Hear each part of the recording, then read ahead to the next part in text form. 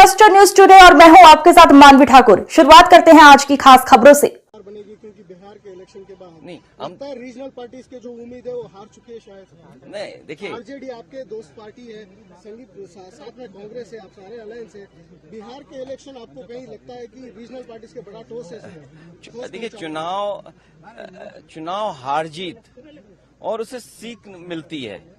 आप पॉपुलर हो सकते हैं, आपको वोट ज्यादा मिलेगा, लेकिन बीजेपी की जो मशीनरी है, बीजेपी का जो काम करने का तरीका है, बीजेपी जिन इश्यूज को लेकर के ग्रास रूट तक जाते हैं। मान लीजिए उन्होंने अब ये कहना शुरू किया है कि महिलाओं ने बहुत उन्हें वोट दिया है, विमेन वोट ज्यादा मिला है उनको, ये तो बताया जा सकता है, लेकिन आप 10,000 रुपए कब तक देंगे?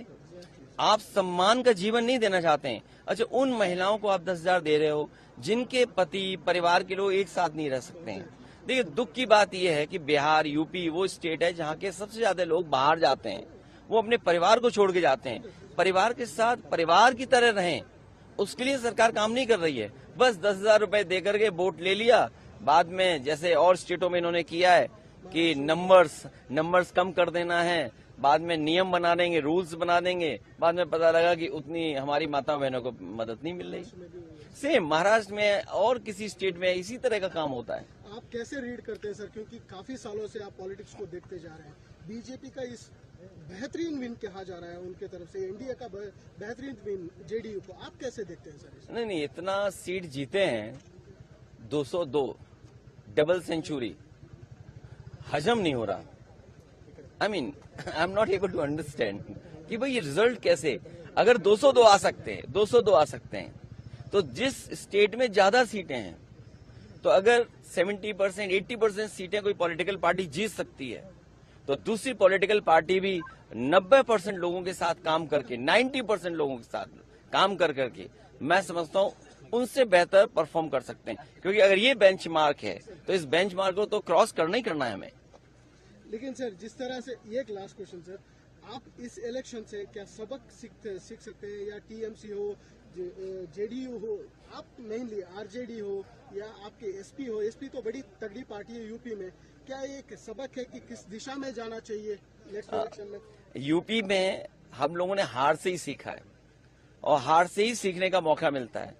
जब आप बिल्कुल नीचे पहुंच जाते हैं तब आपको लगता है कि वो ऊंचाई पर कैसे पहुंचे हैं। हम हारे थे, मुझे याद है हमें 5 सीट मिली थी, मैं सरकार नहीं बना पाया, और उसके बाद डबल इंजन, उन दोनों डबल इंजनों को हमने हराया, और ऐसी ऐसी सीटें वो हारे हैं अभी भी शायद वो कल्पना नहीं कर सकते।